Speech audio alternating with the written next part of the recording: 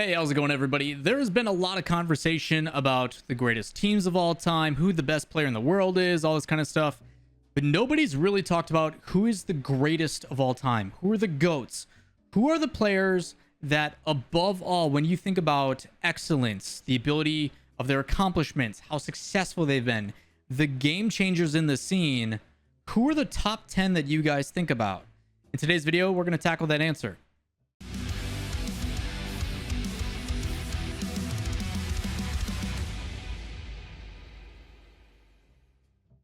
What's up, everybody? Lawler here, your inside source for all things Rocket League. A little bit different here in our rankings list that we've been doing. Obviously, we talk about teams and IWO and which regions and countries we think the best are in the most recent videos. But I want to talk about individuals, and this is something that I don't talk about normally. A lot of you that stop by the Twitch streams and everything else, twitch.tv/Lawler, every day but Tuesday, come hang out with us. In those streams, a lot of people ask me, who are your favorite players of all time? Or more so, who are your top players? Who do you think is the best in the world? Who do you think, like, where would you stack up Justin and First Killer and Monkey Moon and all these kind of things? And I'm a firm believer that in an individual level right now, Rocket League is more team oriented than it's ever been. So I personally have a really hard time of talking about who the best in the world is, because in the example of BDS isn't as dominant if it isn't for every single player on that team, whether it be Extra, whether it be Monkey Moon, whether it be Marked by 8. All three of those players at times look like the best on the team, and that's what makes them so successful. You can even see it from Monkey Moon's tweet, which is probably showing here, and him talking about he is nothing without his teammates, which is why I personally dislike doing the best players in the world list. I don't like it. It's not my thing. And I don't think everybody's classification is the same. I think subjectiveness is a big deal, and that's why those lists are entertaining. But what I classify as a best player or a fast player or whatever is a subjective taste. I love and am super biased towards the small touches, the nuances, the intangibles that you don't really see on the stat screen, the guys that just really position well and know how to tackle. Marked by 8, to me, is one of the best players on BDS, even more than Monkey Moon, even more than Extra. But without him or without the other two, it doesn't matter. So that's why I get away from that conversation.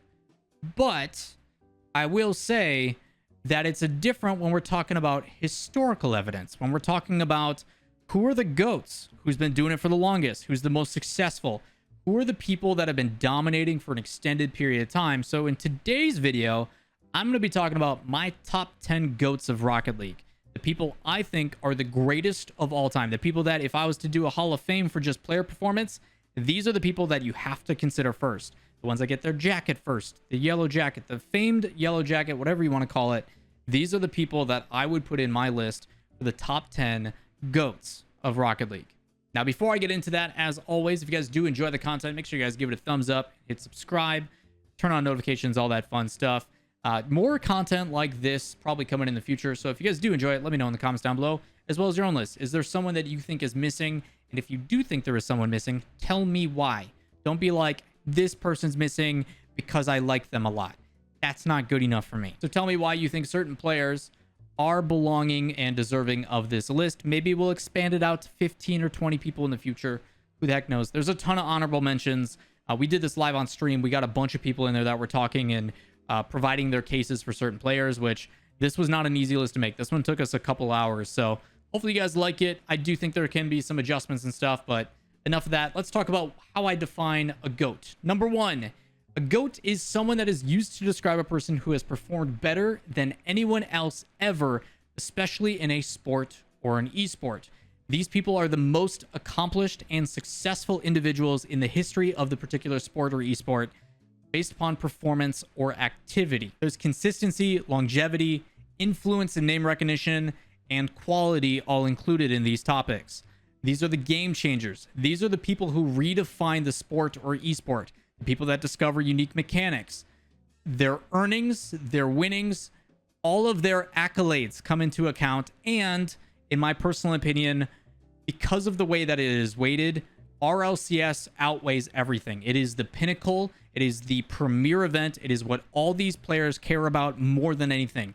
Yes, E-League is sick. Yes, DreamHack is probably a more competitive tournament. Yes, there's a lot of different things on the line, but the pressure and the gravity of the RLCS will remain supreme. That is number one. So those classifications are how I determine what the GOAT status is. Again, you may differ with those, but for my list, that's how I'm doing it. I'm going to go from 1 down to 10. And the reason why I'm doing this is because you guys should know who the people are easier to select in the GOAT category. I think right out the back, you guys are going to be like, yep, this person's a GOAT, this person's a GOAT, this person's a GOAT.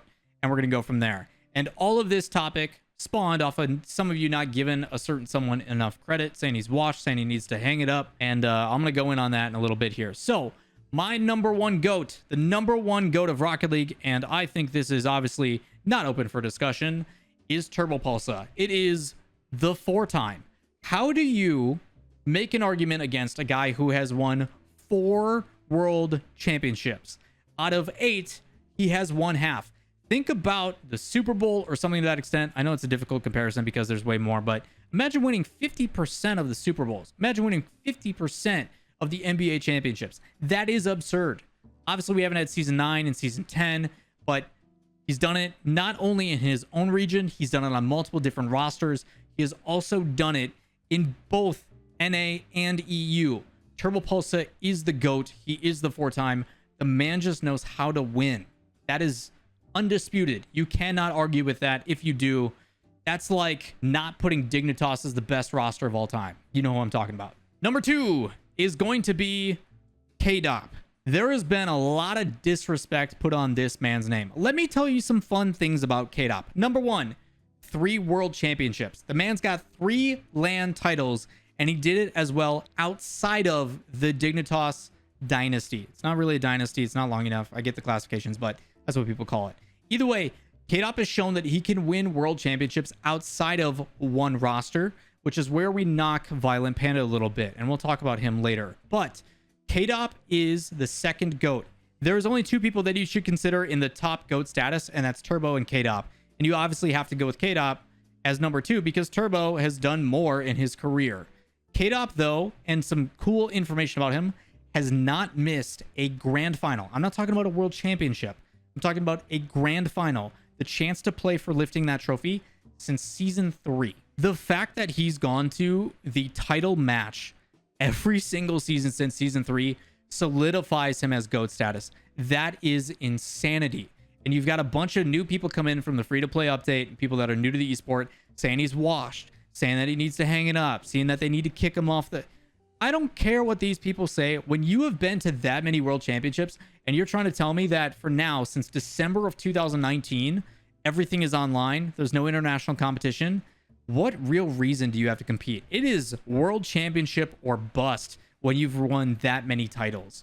And for KDOP, I can't imagine how mundane this must feel when the one reason you want to compete, and by all means, I'm not saying that he's not trying, but you can tell that the lack of motivation has got to be there. When you're so used to going to a world championship and trying to lift the trophy, nothing else compares to that feeling. And now that we are only doing online regional events, no international competition, I don't expect KDOP, the day 3 KDOP, to show up because it's just not the same. So I will defend it with my dying breath.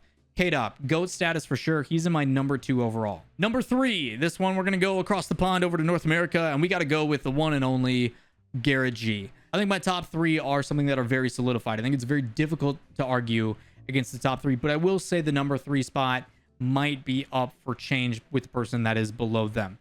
Garrett G is a player that has been playing since the very beginning, has done many different rosters, whether it be Turbulence, Vex, or whatever, whether it be NRG or whatever, and a lot of different iterations with that roster. You've seen a lot of different players come and go throughout the season, but one person that's remained consistent is Garrett G. One may argue Garrett G probably the most consistent player. And although he hasn't had the best results, and although he hasn't had the best performances at World Championships, whether it be losing to the Chiefs or, you know, dropping out early, it is without a doubt that Garrett G is the only player in the world to this day, Fireburner retired, to go to every single World Championship. He is the only player that has been to every single Worlds. And to think about that, it's been 8 seasons. He would have gone to season 9 and season 10 as well if we would have had him, but those are obviously wiped away. But Garrett G has accomplished a lot of different things in his career, but the one that's most notable is the fact that he is one of the OGs and he's still doing it. And that applies to a lot of people on this list. People that have been here since the beginning, people that are consistent, people that have the longevity, people that have that influence and name recognition. Almost anybody you talk to talks about some of the best players in the world, the most kind, the most forward-thinking, the most respected. Garrett G is 1000% on that list, and without a doubt in my mind, secures himself as the third GOAT of Rocket League. At number 4 is going to be another player who is one of the very few that has more than one World Championship title. Is got to be Violent Panda. And the reason why I have Violent Panda down a little bit is, although he does have 2 World Championships, one with Gale Force and one with Dignitas, is he hasn't been able to do it outside of that roster. And that might be because of a playstyle thing. Obviously, he's known as more of a facilitator. He's more of the captain role where he's trying to enable his teammates, while some of these other players are obviously the ones that go up. But then you see what Turbo does in his style and what K-Dop does as well. They find ways to win. And I'm not saying that Violent Panda doesn't. Violent Panda has obviously been around for a very long time, super successful on multiple careers, many different rosters coming in, and still showing that he's a top performer in the region. But he hasn't done it outside of that original roster. And I think that docks him a little bit. With that said, I go back to my original argument. What I classify as a team player and what I classify as a cohesive unit, again, you can't give credit to just one player. You want to talk about the best players of all time. You can't win without 3 players at a World Championship. Everybody is super important to making that success happen. The team pass plays that they made iconic was because of all 3 players on that roster. It was not just Turbo. It was not just K-Dop. Violent Panda also gets a lot of credit. He also stepped up a lot.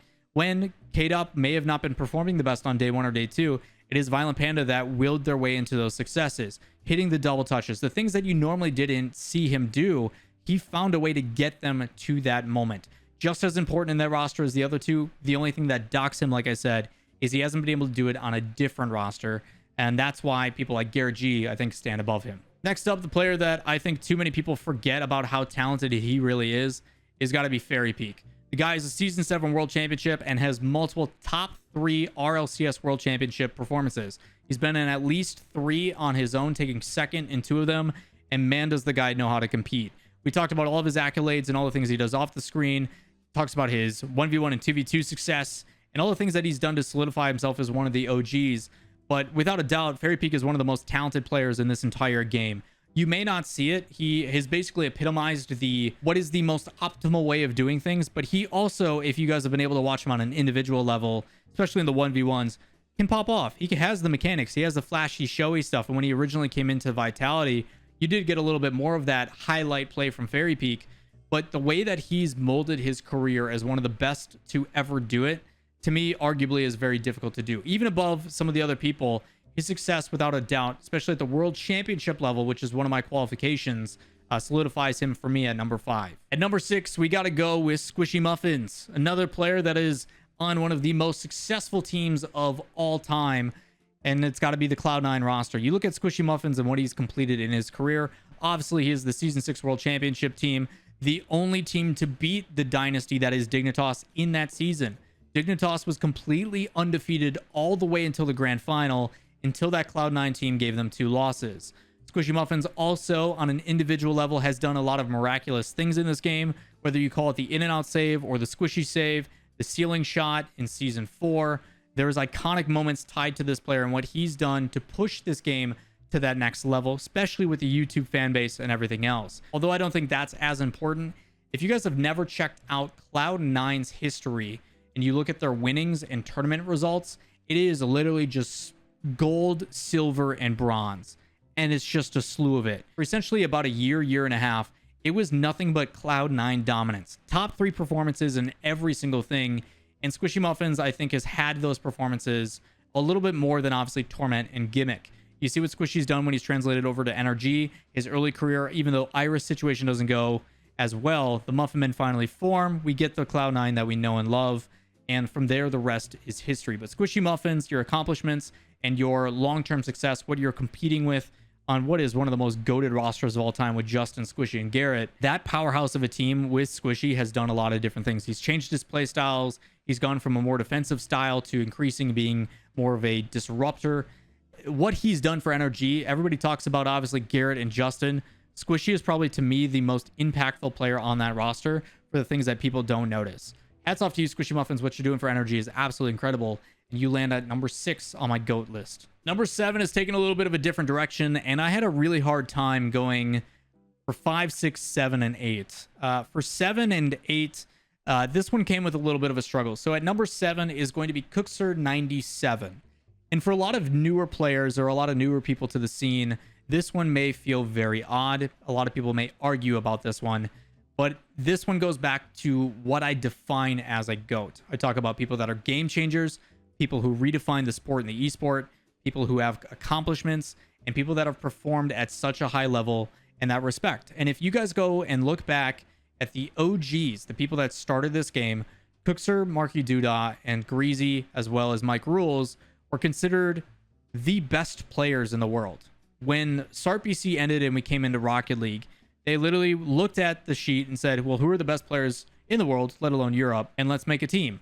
And that's what they did. Mike, Cookser, and Marky solidified a roster, and quite honestly probably should have won RLCS Season 1 until they were thwarted by the MVP performance of Kronovi. Boy was snubbed on that award, by the way. But immediately after, they ended up winning a world championship. So Season 2 world championship in Cookser, and Cookser, as many of us deem, is the savant. Very rarely do you find a player in a scene that just thinks differently or has a different ideology about the game. A person that challenges the developer to make sure that certain hitboxes are corrected. A certain person that changes the .ini or the .dll files to a decimal point because he notices it makes a difference. Cookser is a player that anytime any player has gotten the chance to sit and talk and listen to what he has to say, has been appreciative of the time that he has shared with them. Cookser is well respected. His name means excellence and is one of the players that completely redefined the way that we viewed Rocket League. We talk about a 3-man rotation as it's standard now. That was not always the case. He was part of the original roster that made that happen. The ability to realize it's not one defender and 2 people on offense. It is a full 3-man cycle to apply pressure and consistent pressure. And Cookser was one of the ones that helped pioneer that. Again, as a player and as someone that has solidified themselves to redefine the way this game is played, Cookser's been pushing that boundary for years. At number 8, and this was where it got a little complicated, is going to be Kronovi, the Mountain. Obviously, a lot of people know the name Kronovi. They love the name Kronovi, but many don't know about the origin or where it came to be. Kronovi at the very start of this game, and for many of us, was what we knew as the face of Rocket League. He was the poster boy of Rocket League and was forced to mature very, very quickly because he had tens of thousands of viewers realizing that he was really good and wasn't Summit 1G. Summit 1G was pulling crazy viewership, and they're like, wow, this game's awesome, but let's go find someone who's actually good at it. And they stumbled upon Kronovi. And Kronovi and Cookser both kind of dominated that in the early beginnings. And again, Cookser, I know you don't like doing it, but can you please stream music only, no cam, no mic streams again? I need a passive streamer to watch. Dapper doesn't do it at my time zone anymore, but Cookser, I missed your streams, man. The dominance with the skulls, bring it back. I remember competing against Kronovi in the very early days. And when he had 5, 6, 10,000 viewers and just getting clapped in 1v1s back when I was actually somewhat competitive in this game, he was the guy that everybody went to for answers. He was the guy that everybody leaned on. Everybody in the community went to get their questions answered, to kind of take that next step. He basically held our hands when it came to redefining, or I guess creating that influence in the game. He was the face. He was the answer. He was the guy that everybody's focus was on from Season 1 to essentially until he left G2 is what it felt like. He was synonymous with Rocket League. Rocket League was Kronovi at a certain point. And the fact that he did it first, he is the first world championship. And again, as I reiterate, should have been the MVP of that world championship because he dominated in it, completely changed the storyline. It was supposed to be Flipside that won that. They were the clear best team in the region, while iBuyPower came in as the 4th seed because they flopped super hard. Because for those that don't remember, Season 1 was actually in 2 parts. There was a point system in the very first season where iBuyPower dominated in the first season. Gambit left due to personal reasons. And then they barely scraped by to make it as the 4th seed into the RLCS World Championship in Season 1 in Los Angeles at the Wiltern. But Kronovi's impact on the scene and his influence not only is a part of the reason why I have him on this GOAT list, but also because of the accomplishments as well. He's still competing to this day, just like Cookser. And although it's not on the top 5 or top 3 or the big 3 rosters like it once was, he's still very prevalent in the scene. He still plays in the RLCS and is still making it to the main broadcast, even though it may not be as much as possible. But to be one of the OGs that have been doing it for at least 6 years is a pretty big accomplishment. And again, it is why I have Kronovi on this list. And number 8 is going to be a player who has a entire mechanic named after him from an entire region. It's got to be Devo. For those that don't know, Devo came into the scene very early on alongside people like Fairy Peak and Shazette and others that I would love to mention that just barely didn't make this list. But Devo was a player that in Season 3 people looked at and just went, man, this guy is special. For those that are a little bit newer to the scene that want it to be classified, think of it as like the first iteration of a Justin. A player that when you saw, you're just like, how is this guy doing what he's doing? The entire OCE region calls double touches or double taps devos. To put in perspective of how important a double touch is, it is because of pretty much what Devo pioneered. You saw as well in something that may not be as classified, and I don't know if he gets the full credit for it, but the first time that I really noticed it was at the Season 3 World Championship. Obviously, Season 3 World Championship winner alongside Turbo and Remco, another player honorable mention, filling in for Maestro. You know, he was a player that in Season 1 played with Mocket. They got eliminated by Genesis, was upset, wanted to strive for more, comes back with Oh My Dog, not his thing. They do poorly, goes to his sub role. And if it wasn't for this opportunity, obviously, to then go in and play in the World Championship, he never would have found himself alongside Devo and Remco. And part of the reason why this team was so successful is because of Devo. You can even hear in the interviews from Turbo and Remco where Devo states to his team, like, I don't feel like I can play the way I want to play. I don't feel like I'm able to do what I want. I feel limited. And Turbo and Remco say, fine, you know, do your thing, man. We'll let you, we're going to back off. You do you. And what we saw in Season 3 was a different beast. Remco with the ability to play how he wanted. The guy would literally apply pressure on offense with a shot or a pass, would then rotate out, deny boost, and then immediately rotate back in and pre-jump from the left wall all the way to the right wall to cut off passes to shut down defenses from clearing the ball and keep that continuous pressure. Should sound pretty familiar to what we see almost every single day in competitive Rocket League now. Sustained offense, siege-style offense, as Wavepunk calls it. The ability to sustain pressure on offense by denying boost and continuously going after the ball and making sure it doesn't get past the midfield. For me, the people that I associate with that are Freedom Girls roster and, more importantly, obviously, the Northern Gaming team that won the World Championship. For the most part, though, it all, to me, is spearheaded by Devo. And if you go back at the Season 3 World Championship, you can see, whether it be Finable Carpet yelling Devo's double touch, or me with him going upside down and hitting a redirect, things that just were otherworldly at the time, Devo solidified himself as one of the GOATs of Rocket League. I personally not only want to talk about his past, but also his present. Obviously, he's had some ups and downs in his career, but eventually going into the Rival Series, being a team that, alongside Bluey and the rest of FC Barcelona, climbing into the RLCS after obviously taking a step back, and then also qualifying for the World Championship for the first time. Again, FlyQuest almost did it, but they were shut down by NRG. FC Barcelona actually did it. That is a unprecedented statement to make when you can drop down to the sister league, climb all the way back up, and in your first season back, make it to a World Championship appearance. Devo again now on Guild Esports, still showing that he's one of the best in the world. My 10th and final GOAT of Rocket League. He's young, he's incredible, he does things that nobody can think of. It's got to be Justin. The reason why Justin is 10 on this list, again, is because he is still fairly new to the scene. Obviously coming in a little bit later for Season 5, he hit the shot of This Is Rocket League and solidified himself as one of the most clutch players on the World Championship level ever. This is a player that, when he came in, was going into 6-mans and rank X lobbies and 1v3ing the other team.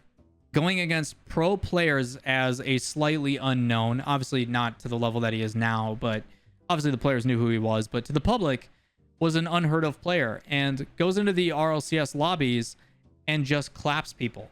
Boy's absolutely cracked, does whatever he wants, however he wants, and just puts you in awe at the sheer mechanic and ability that he has, and he's only gotten better since. Starts in the Rival Series with a team of Out of Style alongside Lichinio, and pretty much hard carries them all the way into the RLCS. Obviously gets picked up by NRG, and the rest is pretty much history. It took him a couple of years, but was one goal away from winning a World Championship. In Season 5, he hit the goal, and then in overtime, they lose it all. But he's one goal in his very first season from winning a World Championship. Obviously not able to make it back, but then eventually in Season 8, they do lift the trophy, and Justin gets his first World Championship. In 3 short seasons, Justin has accomplished a lot, and I understand seasons are much shorter back then than they are now. So over the course of what is essentially a year and a half, 2 years, Justin has accomplished a whole lot and is, in my opinion, probably still on the most dominant team in the world in NRG. This team is built to win world championships. This team is built to have a long lifespan. And Justin, I think, is just getting started. I would love to put him higher on my list, but again, he's still very new to the scene in comparison to some of the others on this list. I can see myself in the future when more history is happening, more players come in. This list may not stand the test of time. There's a lot of very talented people coming into the scene, but again, without the accomplishments and without the longevity, it's tough to bump them any higher. So Justin, you wrap up my top 10 GOATs of Rocket League, and rightfully so. I assume you'll be higher on the list in the future, but as of right now, man, clutch childlike prodigy like Scrub, but better results to show for it, man. It's been unbelievable. Again, that is going to wrap up my list of the top 10 GOATs of Rocket League. If you guys agree, disagree, your own thoughts, I would love to hear what you guys have to say. A lot of you tuned into the stream when we discussed this at first and helped me kind of redefine and determine how I wanted to make this list, because man, was it not easy. But ultimately, all these players are very talented. A lot of special shout outs. I could go on and on about players, world champions, people that are honorable mentions, people that, even though they haven't won a world championship, are probably my best players to never win a world championship. Maybe that's something we can do in the future. If you guys would like to see me do a best players in Rocket League that have yet to win a world championship, drop that down below in the comments. I'd love to possibly do that video in the future. But that is going to wrap it up for this one. This one was a lot of fun to do, a lot of fun to make. A trip down memory lane for me. I tried to do this off the cuff with not too many notes, just kind of going from the passionate and the, I guess, kind of the reminiscing side of things. But if there's anything I missed, do not be afraid to leave that in the comments below. And as always, if you guys enjoy the content, give it a thumbs up, hit subscribe, turn on notifications, and we'll see you in the next one. Peace.